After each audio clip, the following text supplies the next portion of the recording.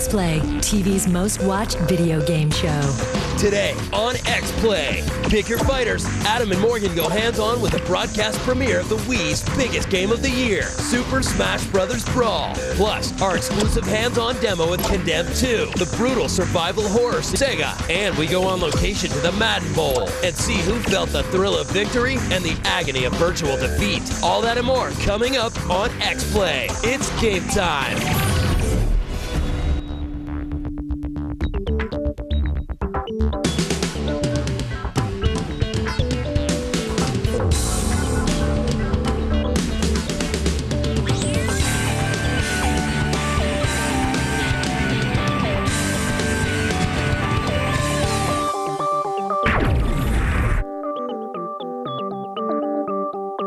Hello and welcome to X-Play, the center of the gaming universe. I'm Morgan Webb. And I'm Adam Sessler, and we're coming to you from the G4 studios in Los Angeles on Monday, February 4th. On today's show, we are set to go hands-on with Super Smash Bros. Brawl. We'll check out the lineup and whoop some Pikachu ass.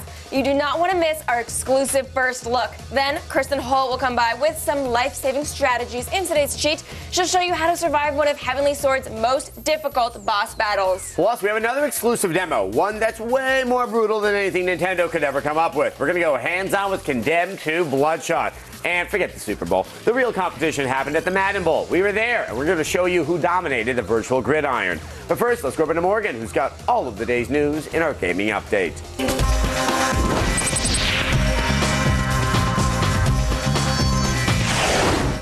Thanks, Adam. Xbox 360 owners are discovering that Burnout Paradise cannot be played online without a hard drive. This directly affects anyone who purchased the arcade or core systems, since neither comes equipped with a hard drive. Apparently, Paradise requires storage space greater than what a standard memory card can hold, so purchasing a hard drive appears to be the only solution. On the other hand, this news shouldn't be too big of a surprise, considering a warning is on the back of the game's box, which clearly states a hard drive is required for online sessions with 2 to 8 players. Midway has announced that hip-hop legend and founder of Public Enemy, Chuck D, will provide play-by-play commentary and act as an in-game studio host for the upcoming freestyle basketball title NBA Ballers Chosen One. Meanwhile, super producer Just Blaze, who previously worked with rappers Jay-Z and Kanye West, will produce the game's instrumental score. Gamers who want to live the life of an NBA superstar can pick up the game when it hits store shelves on April 1st. A new trailer for the upcoming third-person shooter Faith and a 45 was recently released. Perhaps best described as Bonnie and Clyde meets There Will Be Blood, Faith and a 45 tells the story of two outlaw lovers, Luke and Ruby. The game takes place during the Great Depression and plans to pit gamers against an evil oil tycoon who has gained power by taking advantage of the country's poverty-stricken citizens. While an official release date still hasn't been set in stone, the game is expected to arrive sometime in November of next year. Gears of War sequel rumors have apparently been confirmed by the cover of this month's issue of GamePro magazine. Among other Xbox 360 games, the cover promises a special report on Gears of War 2. The highly anticipated sequel was rumored to make an appearance at this year's Game Developers Conference, where Epic Games is planning to demonstrate the developing power of the Unreal Engine 3. The latest issue of GamePro magazine is scheduled to hit newsstands on February 12th. That is all for today's gaming update. Be sure to visit us on the web at g4tv.com/xplay to continue getting all of today's up-to-the-minute video game news. But now let's go over to Adam, who has more on the fighting game Wii owners have been patiently waiting for. Thank you, Morgan. I'm not going to mince words here because I want to get right to it. We're about to go hands-on with the broadcast premiere of the Wii's most anticipated game of the year, Super Smash Bros. Brawl.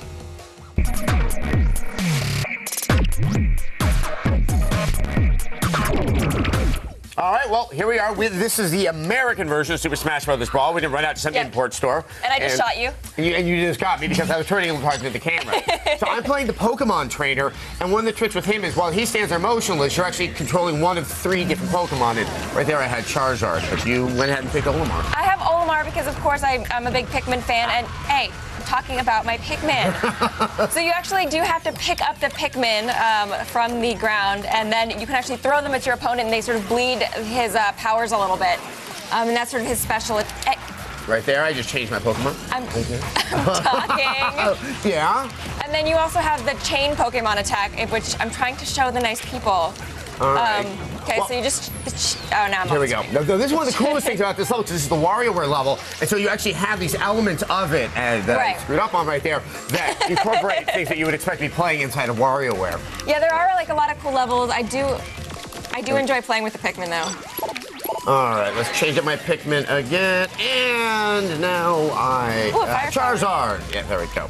I enjoy you know, some of the enemies can become giant. Exactly. And extra scary Bowser is... I think anyone who thought they might actually try to tone down this Smash Brothers it will be sorely wrong, because it is one of the most chaotic games I've ever played. Okay, also, I think I want to point out that I'm using the Wiimote with the nunchuck, and I have to say, it does work. You have to sort of get used to where the placement of the buttons are. Your special attack is the B button on the bottom, but outside of that, I think it's actually fine. I find jumping with the nunchuck to actually be a little bit easier. I've not tried it with the Wiimote yet, so I'm excited to do that. I'm actually playing with the old GameCube Classic controller, which we haven't, like, busted out. I know. It's not even a Wavebird. When's the last time you busted that out? But yeah, my flamethrower. For a lot of people that were playing the GameCube version, it probably will give them a sense of comfort, because obviously the controls are not that dissimilar from the previous version. Yeah, and they're pretty much exactly the same. All right. There's my Pokemon chain. There you go. All right, hold on. Let's do this right now. This is fun. We're chiseling another WarioWare element. Another little mini game action. Right. And what I also like about this too is if you don't have an extra nunchuck, you're not going to have to buy one. You can kind of bust out your classic controller if you're one of the 10 people. Clearly, what Nintendo's trying to do is make this game as accommodating to anybody out there that happens to have a Wii, because I think that they definitely plan to sell quite a few of these. And this. Bye-bye. All right, well, that's a little taste right there, and if that wasn't enough Smash Brothers for you, be sure to tune into X-Play all week for more coverage. And while we're on the subject, let's take a quick look at some of our favorite levels. Here's our picks for the best 5 in the game in today's X-List.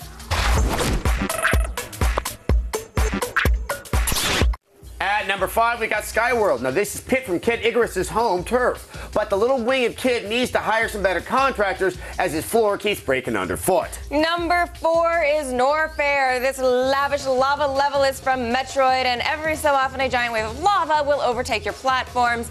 I hope your favorite band is Hot Hot Heat. Number 3 is PictoChat. No, you're not looking at DS footage. Every so often a random doodle will be drawn on screen, changing the whole landscape. Easy there, Picasso. At number 2 is New Pork City. Yes, that's pork, not York. This Big Apple is a huge, beautifully detailed board that's home to the terrifying Ultimate Chimera. And I thought they said violent crimes were down this year. And our number 1 is WarioWare. This is the level we saw during our hands-on. This crazy stage is full of all the challenges you'd expect from the master of the minigame. The only question is why it took so long for him to get the limelight. Coming up on X-Play, the Cheat Angel drops in with some tips on Heavenly Sword. Then Adam goes hands-on with our exclusive demo of Condemned 2, Bloodshot. Can you survive the beating? Plus, X-Play's on location at the Madden Bowl to see who packs the most pigskin punch. All this and more. Stay tuned.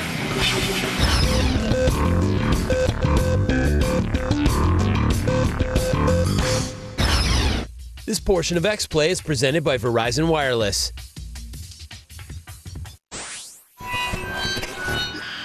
Visit us on the web.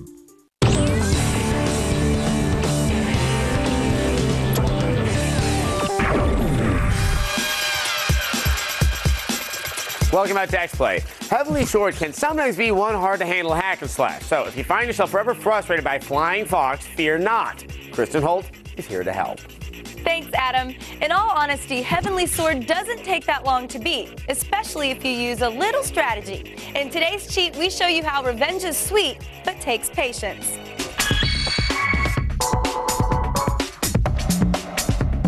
Putting the heavenly into Heavenly Sword, here's Noriko. She's like America's Next Top Model meets the Ultimate Fighting Championship, packing in plenty of sex appeal and girl power.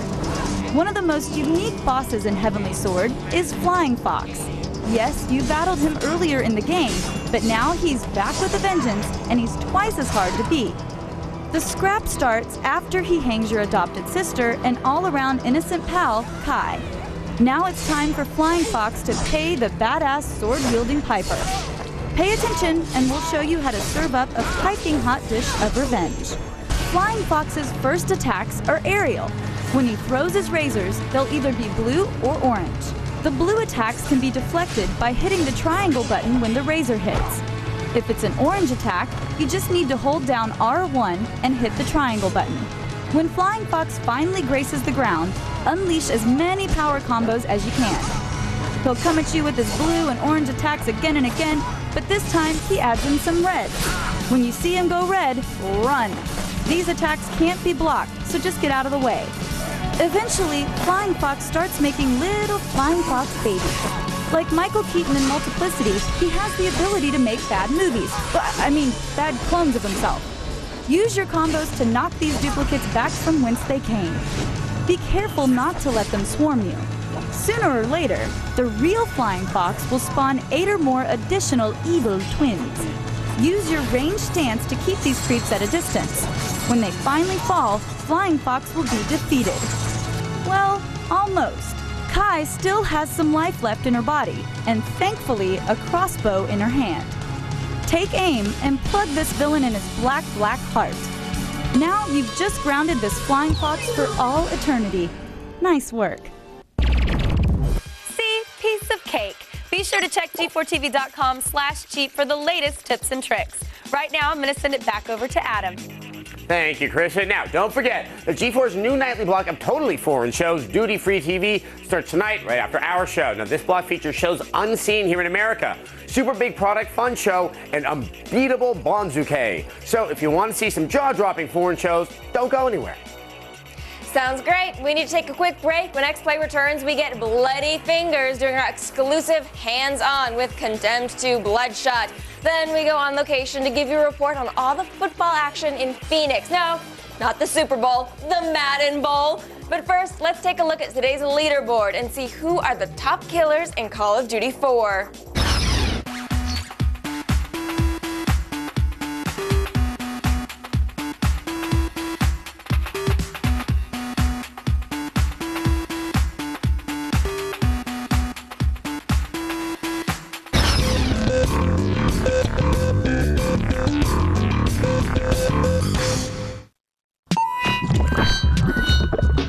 Protest an open rebellion at eBay. The feed starts in 60 seconds. Call, the sooner you'll be buying direct, so call now.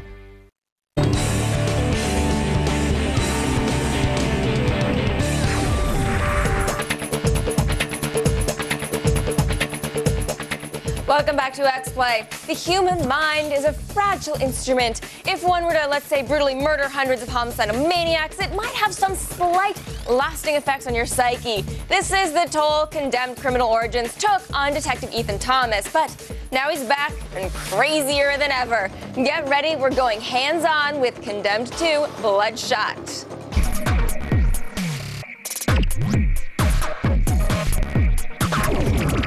Monolith Productions, the company who developed Fear, is set to release a sequel to the 360's ultra-violent and underappreciated launch title, Condemned Criminal Origins. Condemned 2 Bloodshot features the return of a broken-down and homeless Ethan Thomas. The events of the first game have turned Ethan into an alcoholic and made him prone to hallucinations. This sequel features another horrifying single-player storyline, as well as 4 distinct multiplayer modes. Joining us today from Sega is Konstantin Hanzopoulos. Thank you so much for stopping by and bringing Condemned 2, which I'm really excited about. Quickly, where does this game pick up? Does it pick up right where the first game left off? How do we start the story up again? It takes place about a year after the events of Condemned 1, or Condemned Criminal Origins. And basically, Ethan's fallen on hard times. He's basically become a raging alcoholic and a pretty pissed off guy, and that's where we kind of pick the story up. He's trying to really put his life back together, and bit of a Fight Club, bit of a Sin City kind of vibe thrown in there. Because there's nothing like violence to get you back on your feet. Absolutely. Really. Absolutely. Now, really, the first game was one of the most remarkable achievements at the launch of the Xbox 360. But from that game, what have you learned that you're now applying into Condemned 2? Well, it's always tough being a launch title. I mean, the hardware isn't mature.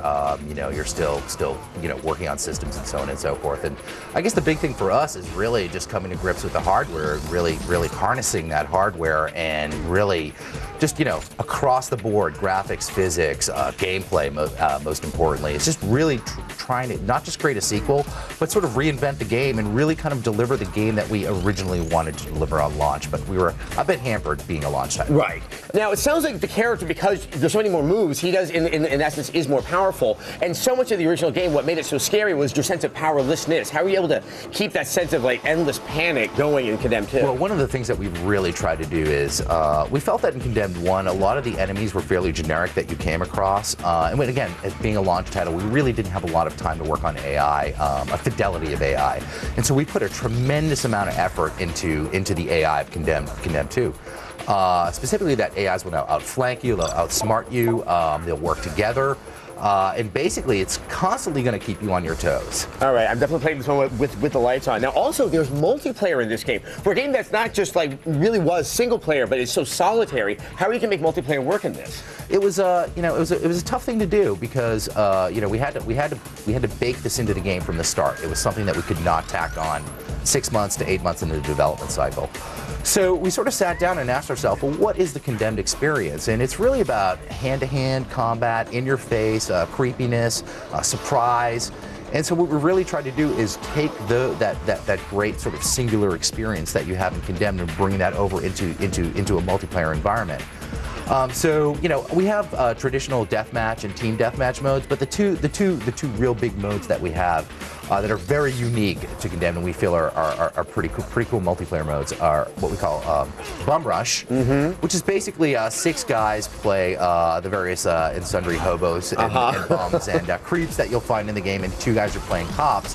The cops are more powerful. Bums less so. They basically it's a 2-on-6, if you will. Okay. Right? And then once a cop dies, the guy who took him out takes over. And so it's kind of a rotisserie revolving kind of thing, right? And there can be only one. So even between the 2 cops, there's only one winner. And so they have to even fight together themselves. Exactly. Oh, I like this. And the other mode you're interested in? The other mode is what we call crime scene mode, and this is basically think Counter-Strike with a forward area of battle, a constantly moving forward area of battle. So the way it works is you have the SCU pitted against essentially the infected, what we're calling them, the bums and hobos of the world, right? That's a pretty fun mode, very scary. It sounds very tantalizing, both the single and the multiplayer. I can't thank you enough for bringing this by to have us get a look at it. I am also personally very excited to play this game. Excellent. Thank you again. Well, Condemned 2 will be shipping out on March 11th, and stay right there. X-Play will be back with more in just a minute. Up next on X-Play, the Super Bowl may have scored big numbers, but we'll check out all of the superstars when we go on location at the Madden Bowl. Stay in your seats. The game's not over yet.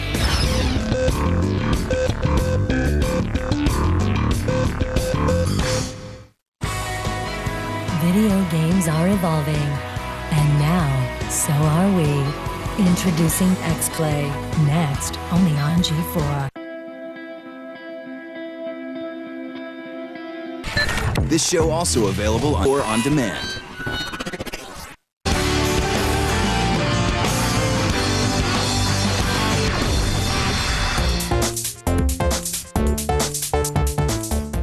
Welcome back to X-Play. Last Friday, the X-Play supercomputer, Madden, made a prediction for yesterday's Super Bowl, and boy, was it wrong. But needless to say, we were all wowed by the winning performance of the New York Giants. But not all of the gridiron action was taking place in the University of Phoenix Stadium. Take a look as we go on location to Madden Bowl 08.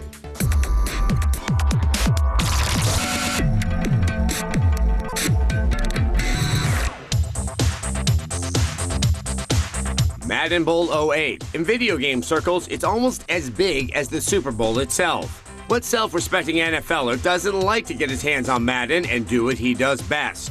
All of the best and brightest of the National Football League were there. People like Kellen Winslow. I am the best.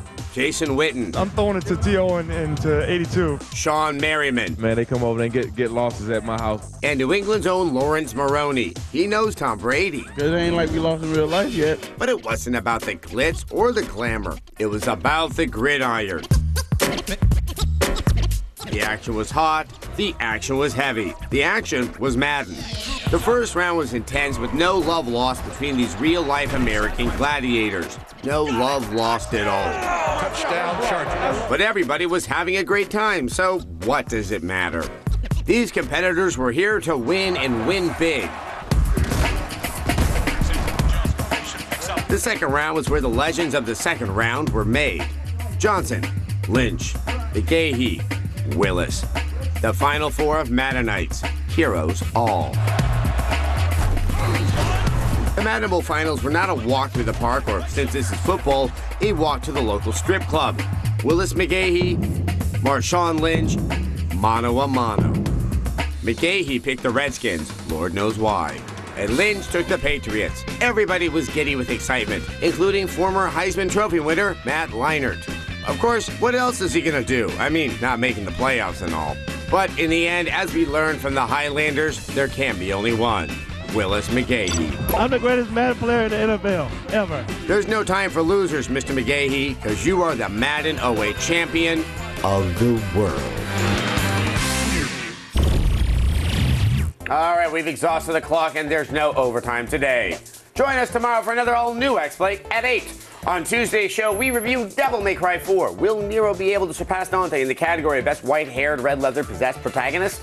Then Pro Gamer T-Squared is back with some tips on how to survive in Call of Duty 4 long enough to make the jump to Call of Duty 5. Plus, we continue our week-long look at Super Smash Bros. Brawl. Tomorrow, you'll get to meet the ladies and see them all in action. Up next, catch the world's wildest, most amazing TV with G4's new nightly block of totally foreign shows. Duty-free TV starts next, right here on G4. See you tomorrow.